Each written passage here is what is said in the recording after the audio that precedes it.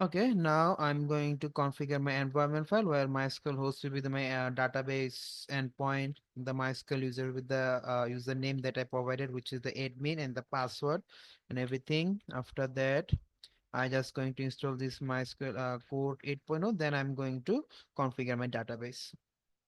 So at first I have to connect my database using this command. So let's do this. Then go to my database. Where's my database? Okay, in here. Then go to my database, close, then copy this one, the endpoint. Okay, then go to my in here. Okay, so what I have to do, vim.env, sorry, .env,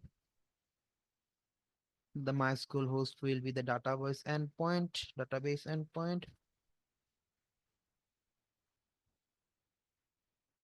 and the root, instead of root, it will be the admin, and the password that we provided when we created this database, which is hello123. And the tutor is the tutor that we actually created. So save and quit it. Now I'm going to install the other one, this one, to connect to my database. Hit Y. Okay.